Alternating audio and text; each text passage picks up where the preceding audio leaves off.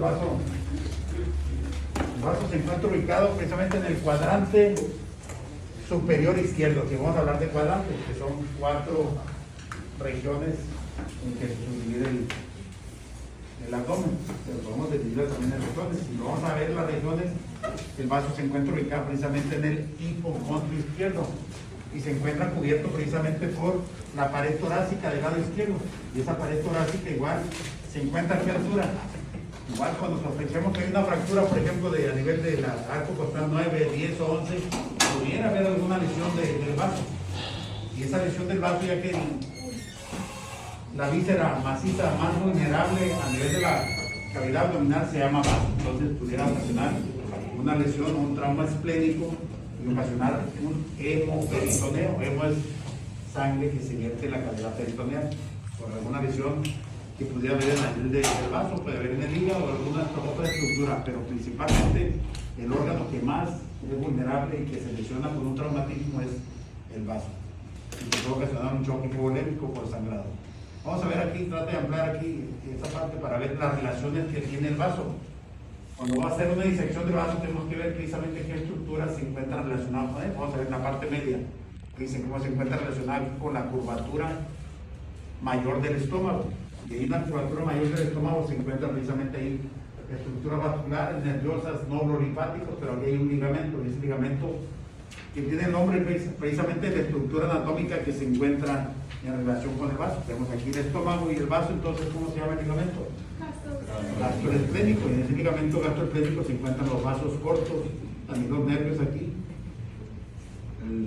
la inervación también aquí simpática y parasimpática del vaso, y también aquí lo que es la curvatura mayor del estómago. Fíjense, en la parte inferior, en el polo inferior del vaso se encuentra aquí su relación. A ver, desplazan un poquito para ver el riñón. Fíjense aquí más, un poquito más para ver el riñón aquí. Fíjense aquí como en la cara medial del polo inferior del vaso se encuentra relacionado con la cara anterior y el polo superior del riñón del lado izquierdo. Y ahí tenemos un ligamento, que es el ligamento espleno-renal del lado izquierdo. Y tenemos aquí también la relación, a ver, vamos aquí, vemos el colon, fíjense que se encuentra la flexura cólica izquierda. Igual, el polo inferior tiene una relación con la flexura cólica izquierda, y se encuentra el ligamento espleno-cólico del lado izquierdo. Entonces son las relaciones, y aparte tiene una relación aquí precisamente con la cola del páncreas, precisamente en la parte distal de la cola del páncreas se encuentra ahí relacionado sobre todo con el hilio esplénico. Entonces aquí un poquito de imagen para tratar de ver aquí el hilio esplénico, que aquí se encuentra en la parte medial del vaso, se encuentra donde entran tanto las estructuras vasculares venosas como arteriales, y ahí también se encuentran los nódulos linfáticos, la inervación simpática y parasimpática del vaso. Entonces aparte el vaso pues tiene una función ahí, sobre todo que activa el sistema inmune, y también tiene cierta relación con el sistema linfático, es el órgano de mayor tamaño del sistema linfático, el vaso después del timo de los glóbulos linfáticos. Y aquí precisamente a nivel de lo que es el vaso, ahí se destruyen los glóbulos rojos. Hay algunas enfermedades que en un momento dado aumentan la hemólisis, que es la destrucción de los glóbulos rojos, y eso sucede sobre todo en los enfermos que tienen púrpura trombocitopénica idiopática, que a veces hay que darle tratamiento, pero en algunas ocasiones hay que hacer una esplenectomía, o sea, hacer excisión del vaso, para tratar de evitar que ese paciente igual tenga destrucción en forma exagerada de los glóbulos rojos. Entonces aquí también a nivel del vaso también ahí se destruyen los glóbulos rojos en condiciones fisiológicas. ¿Quién sabe cuánto tiempo es la vida media de los glóbulos rojos? 4 meses, ¿verdad? Los 4 meses, ¿cuántos días son? 120 días. Entonces el promedio pues podrá un poquito más, un poquito menos. Entonces esa es la función y la situación del vaso. Entonces ahora vamos a los páncreas. Bueno, vamos a ver aquí también la irrigación. Esto es la siguiente imagen. Vamos a ver la irrigación. Fíjense aquí en esta imagen vamos a ver la irrigación arterial del vaso. Y la irrigación arterial del vaso se origina precisamente en las, trata de ampliar la imagen, en las arterias que se originan del tronco celíaco. Vete a otra imagen para tratar de ver estudios complementarios. Fíjense aquí, trata de emplear aquí esta imagen. Entonces vamos a ver cómo se origina la arteria aquí. Tratar de ver también aquí esta imagen para que vean cómo es que echar mano de estudios complementarios, disminuir un poquito para ver aquí la arteriografía selectiva, disminuir el tamaño un poco. Entonces vemos aquí que la irrigación arterial del vaso está dada precisamente por la arteria esplénica, y esa arteria esplénica se origina precisamente en las ramas que da el tronco celíaco. Ya saben que son mínimo en condiciones normales 3 ramas que da el tronco celíaco. ¿Cuáles son? La esplénica, la gástrica izquierda y la hepática común. Entonces aquí, ¿por dónde discurre? Si yo tengo que localizar la arteria esplénica, tengo que saber en qué parte se encuentra. Aquí se ve muy anatómica, en el borde superior y posterior del páncreas, pero se encuentra generalmente en la parte medial de la cara posterior del cuerpo y de la cola del páncreas. Se encuentra por arriba de la vena esplénica. Normalmente la vena esplénica se encuentra inferior a la arteria esplénica.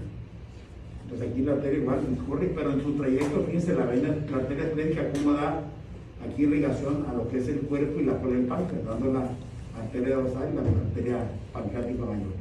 De tal manera de que sigue discurriendo para entrar por el hilio esplénico. El hilio esplénico, igual que otros hilios de otras estructuras anatómicas, es por donde se encuentran discurriendo arterias, venas, nervios y nódulos linfáticos.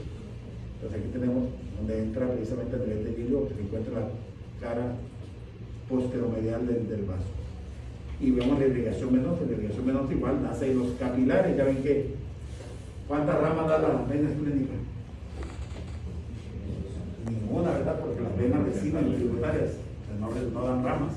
Cuando fíjense, aquí reciben tributarias, de aquí de las pancreáticas dorsales, las pancreáticas mayores. Entonces, de tal manera que viene la sangre de los capilares esplénicos, pero aquí en su recorrido son tributarias de aquí las gastromontales del lado izquierdo, que van a irrigar lo que es la curvatura mayor del estómago. Y también son tributarios de gastromentales derechas, que van igual corriendo por la curvatura mayor del estómago en la parte inferior. Y además aquí va a agregarse aquí, o va a ser tributaria la vena mesentérica inferior, que debemos saber de dónde se recoge la sangre que viene de la vena mesentérica inferior, ¿de dónde? Desde la flexura cólica izquierda hasta el recto. De ahí toda la sangre que se encuentra venosa va a ser recogida y transportada a través de la vena mesentérica inferior, ya que la vena mesentérica inferior va a recoger la sangre desde el ligamento duodeno y yeyunal hasta la flexura cólica derecha. Va a dar las ramas ahí, yeyunales, iliales, las filocólicas, la cólica derecha, la cólica media, hasta llegar hasta la flexura cólica izquierda. Entonces va a unirse aquí lo que es la vena esplénica, la mesentérica inferior, la mesentérica superior, para formar aquí lo que es el origen de la vena porta hepática. Pero también a nivel de lo que es la vena porta hepática va a detener aquí lo que es la gástrica izquierda en algunas circunstancias y la vena gástrica derecha. Pero también va a drenar, fíjense aquí, las pancreático-venales, tanto anteriores como posteriores, superiores, porque los pancreático-venales anteriores y posteriores inferiores van a drenar aquí la vena mesentérica superior. Pues aquí está muy evidente. Ahora sigue la carrera. Miren, aquí tenemos una arteriografía, y se llama arteriografía selectiva. Ustedes ven que el tronco celíaco se origina en la primera rama impar que da la aorta abdominal, que lo vamos a ver mañana, el lunes, lo que les toca hablar sobre la aorta y la vena cava inferior. Pero vamos a ver aquí que la primera rama impar que da la aorta abdominal sería el tronco celíaco. Entonces aquí, después de es una función en la arteria femoral, se introduce una guía para tratar de localizar precisamente el origen del tronco celíaco. Y aquí fíjense lo que es el origen del tronco, el origen del tronco celíaco es más o menos, puede haber una longitud de unos 2 centímetros, y de ahí se va a bifurcar para formar lo que es la arteria esplénica y la arteria hepática común. Fíjense cómo la arteria hepática común aquí se va a bifurcar para formar qué arteria. La gastrodenal. Y la gastrodenal, a su vez, fíjense cómo va a dar aquí, va a dar la pancreático-denal superior y anterior. Y también la gastroaumental. Sería la pancreático-denal anterior y posterior superiores. Y acá se va a bifurcar para formar la hepática propia. Y la hepática propia se va a dirigir hacia al hilio hepático. En el hilio hepático se va a bifurcar para formar la arteria hepática izquierda y la arteria hepática derecha. Y en su recorrido la arteria hepática propia va a dar por la arteria hepática derecha, va a originar la arteria cística. Entonces alrededor del 80% de las arterias císticas se originan de la hepática derecha. Y aquí vamos a ver igual la pancreático, la gastrorenal, cómo va a originar aquí la pancreático renal. Y acá la pancreático renal anterior e inferior se origina aquí de la arteria mesentérica superior. Entonces sería un estudio complementario que nos dice realmente cómo se encuentra ligado aquí el vaso y también el páncreas. Aquí tenemos la arteria dorsal del páncreas, que va ahí, es una rama de la arteria esplénica. El siguiente. Aquí vamos a ver el drenaje linfático. Ya dije, el drenaje linfático, ustedes simplemente se aprenden cuáles son las estructuras vasculares, ya que los nódulos linfáticos se encuentran acompañándose de las arterias y las venas. Si vamos a ver aquí el vaso, vamos a ver cómo aquí en la parte del hilo esplénico se encuentran realmente los nódulos linfáticos. Tiene algún proceso inflamatorio, porque es muy poco frecuente que el vaso tenga enfermedades, sobre todo neoplásicas, cánceres, que en un momento dado pudieran inflamarse los nódulos linfáticos que se encuentran en el hilo esplénico, pero regularmente todos desembocan aquí lo que son los nódulos linfáticos que se encuentran aquí entre la vena y la arteria esplénica, serían los pancreatos esplénicos. Y esto, pues, se digan, siguiendo el drenaje linfático hasta llegar a los nódulos linfáticos celíacos. Y de los celíacos pues, pueden ascender por los preórticos, de los preórticos van a llegar aquí a la cisterna del quilo, de la cisterna del quilo van a ascender por el conducto torácico. Y el conducto torácico va a desembocar en el ángulo formado por la vena yugular interna y la subclavian. Ahí va a desembocar el conducto torácico, sería el drenaje linfático del vaso y también del páncreas. Ahora vamos a ver la inervación del vaso. La inervación del vaso tiene una inervación tanto simpática como parasimpática. Y la simpática, vete la penúltima imagen, o sea, te más didáctica. Entonces, ustedes a veces en algunas imágenes van a esa introducción, ahí van a ver a la penúltima. Trata de hacer todo el collage, ahí se dan todas las imágenes, aquí está. Trata de entrarlas aquí para ver realmente la inervación, para que vean desde qué raíces espinales, porque la mayor parte de la inervación de los órganos, tanto el tórax como el abdomen, se origina precisamente de la médula espinal. Entonces vamos a ver aquí a nivel de los raíces espinales, igual que forma de T5, T6, T7, T8 y T9, son las raíces nerviosas presinápticas. Se llaman presinápticas porque antes de llegar a lo que es los ganglios celíacos, de ahí para atrás reciben el nombre presinápticas, y de los ganglios celíacos hacia adelante reciben el nombre de posinápticos. De tal manera que ven, fíjate aquí, después de los ganglios celíacos, que forman parte de los nervios espláncnicos mayores formados por T5, T6, T7, T8, T9, van a inervar aquí lo que es al vaso y también al estómago, al esófago, al duodeno, al páncreas. Entonces sería la inervación simpática del vaso y del páncreas, que está dada precisamente por las raíces espinales de T5, T6, T7, T8 y T9, para probar lo que son los plexos espláncnicos mayores. Vete al siguiente, que es la inervación parasimpática. La inervación parasimpática, igual, como es un órgano que se encuentra sobre todo en los cuadrantes izquierdos, está dada la inervación por el vago izquierdo. Entonces, que va igual a inervar tanto el corazón, los pulmones, el hígado, la vesícula, pero en la parte del cuadrante superior izquierdo, que va a inervar el estómago, el páncreas y el vaso, desde el punto de vista parasimpático. En la que sigue ahora vamos a ver el páncreas. El páncreas igual pues, tiene una función tanto endócrina. Endócrina quiere decir que vierte las hormonas, vete el páncreas, todas las hormonas que produce el páncreas, como son la insulina, el glucagón, la somatostatina, son hormonas que se vierten al sistema circulatorio y eso van a hacer que en un momento dado regulen los niveles de glucosa en sangre.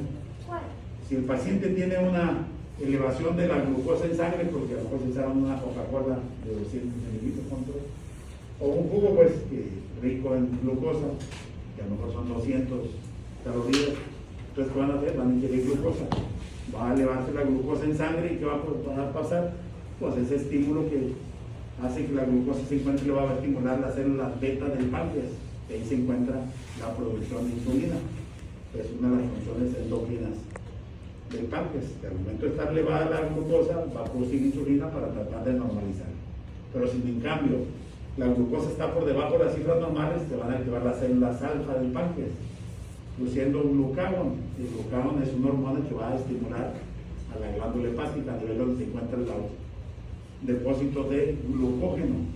Entonces, ese glucógeno que se encuentra almacenado en el hígado lo va a activar el glucagón para tratar de convertir el glucógeno en glucosa por medio de la glucogenólisis.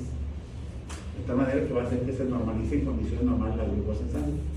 A veces a un paciente que quiere saber si realmente es diabético o no, porque a lo mejor le salió la glucosa arriba de 110 y hay antecedentes en la familia de diabéticos, entonces lo que hacemos es una curva de tolerancia en la glucosa.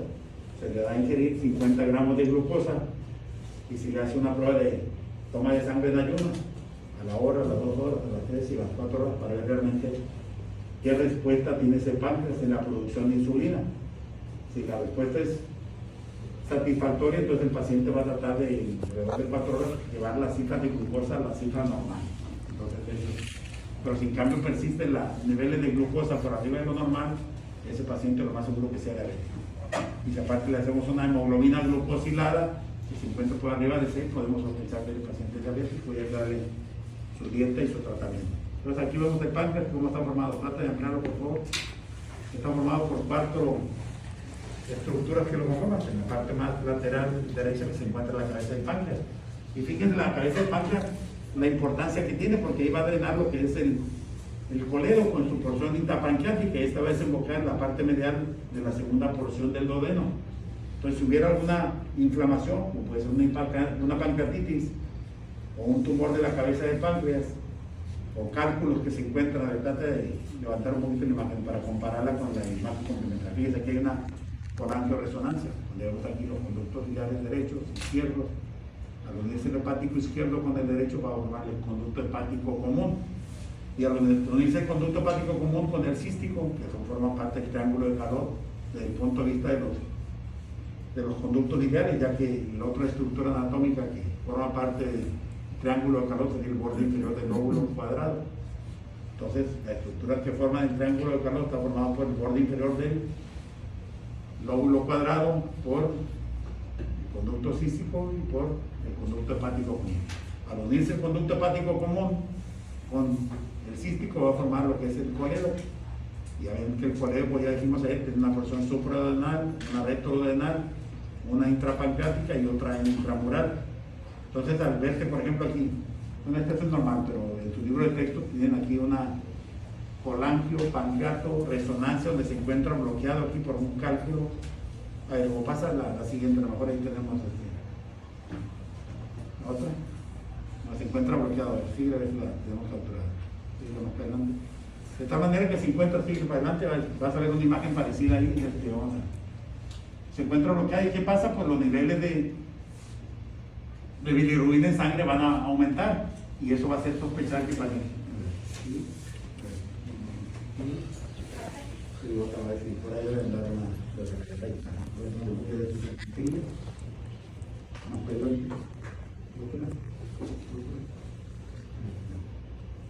a ver, ahí está, regresa, trata de ampliar.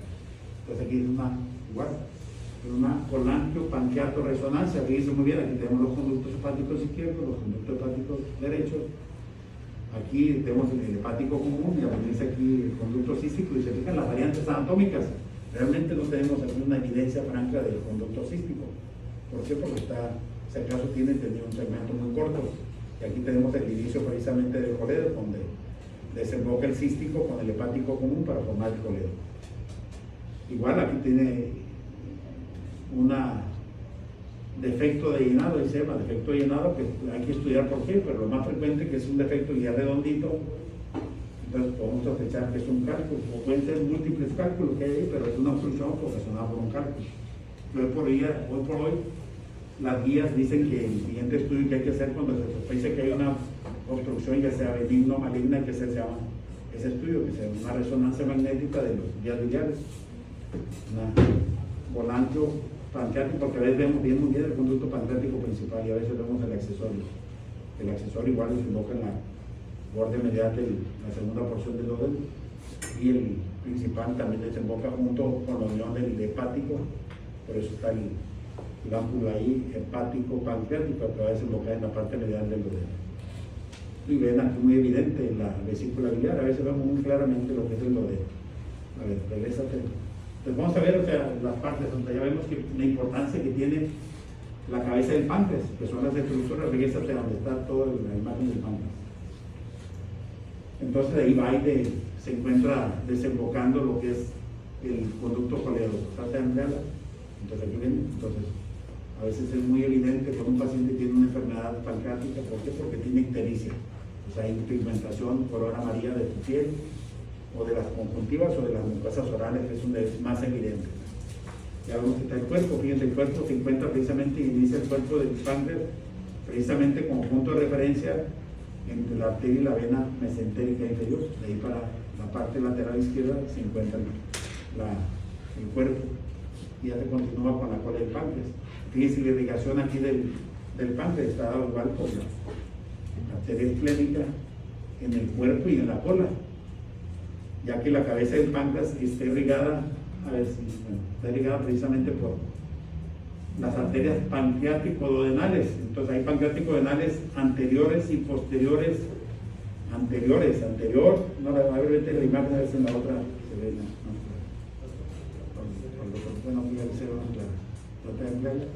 Entonces fíjate, aquí tenemos la arteria hepática común, antes de bifurcarse en la arteria hepática propia y en la arteria gastrorenal, va a formar aquí la pancreático-duodenal anterior y la pancreático-duodenal posterior, pero son superiores, porque tenemos la pancreático-duodenal anterior y la pancreático-duodenal posterior, pero inferiores, y esa se origina en la arteria mesentérica inferior. Ya ve que la pancreático-duodenales anterior y superior, digo, anterior y posterior superior, se originan precisamente aquí en la hepática común.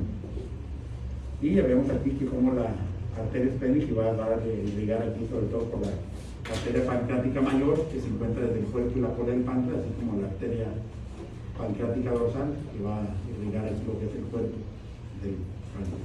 Y ya el drenaje venoso igual está trata de entrar en esta imagen, está precisamente la sangre que viene del vaso de las gastromentales izquierdas, gastromentales derechas, que van a drenar precisamente en la vena esplénica, y también en la vena esplénica va a desembocar sobre todo la vena mesentérica inferior, que recoge la sangre. ¿De dónde recoge la sangre? La vena mesentérica inferior, desde la flexura cólica izquierda, colon descendente, sigmoides y del recto, para recoger la sangre y desembocar precisamente en el borde inferior, fíjense, en el borde inferior de la vena esplénica. Ya la vena esplénica y la mesentérica inferior se van a unir para formar aquí parte del tronco de la vena esplénica, que va a desembocar o unirse con la vena mesentérica superior para formar el origen de la porta hepática, que es la que lleva el 80% de la irrigación de la glándula hepática, que sería la irrigación funcional. Entonces la irrigación funcional del hígado está dado por la vena porta, formada por la vena esplénica y por la mesentérica superior.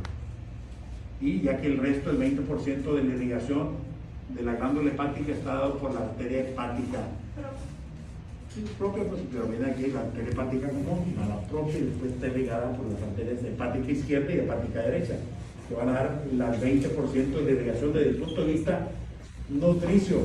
Las arterias hepáticas son las que van a nutrir el páncreas, pero a pesar de que puede haber una ligadura de la arteria hepática, el paciente puede tener, o sea, una repercusión funcional evidente de la glándula hepática. Sigue funcionando su glándula hepática. Sigue para ver la inervación. La inervación, igual el páncreas tiene una función simpática y una función parasimpática. Igual simpática, no está filamenta aquí, o sea, es didáctica, pero usted tiene que saber desde dónde se origina la inervación parasimpática, igual de T5, T6, T7, T8 y T9, que van a formar los nervios esplénicos mayores. Nervios esplénicos mayores que van a dar la inervación simpática al páncreas. Y ya que la inervación parasimpática está dada igual por el nervio vago, tanto por el nervio vago derecho como por el nervio vago izquierdo. Sí, la siguiente. Amplía la imagen. Aquí vemos el nervio vago, que se origina precisamente aquí en lo que es el origen real y el origen aparente, que se encuentra precisamente aquí en la médula oblongal y sale por el foramen yugular junto con el glosofaríngeo, con el accesorio y el vago, para el cuello da la inervación aquí al corazón, los pulmones, el hígado, la vesícula, el esófago, el páncreas y el vaso. Entonces sería la inervación parasimpática dada por el nervio vago, tanto derecho a nivel de la cabeza y del lado izquierdo a nivel del cuerpo y de la cola. La que sigue vamos al drenaje linfático. Entonces el drenaje linfático es importante porque el páncreas será más o menos la octava causa de cáncer, tanto en el hombre como en la mujer. De tal manera que tenemos que saber cuál es el drenaje linfático, porque si un paciente es candidato, ¿está bien esa imagen?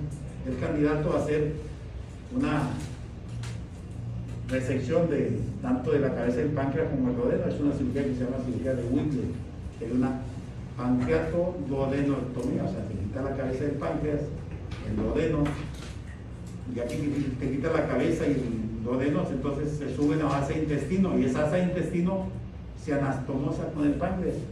Ven ahí que la bilis va y drena a la segunda porción del páncreas. Entonces también el conducto biliar, ahí sería el colédoco, se conecta a un intestino.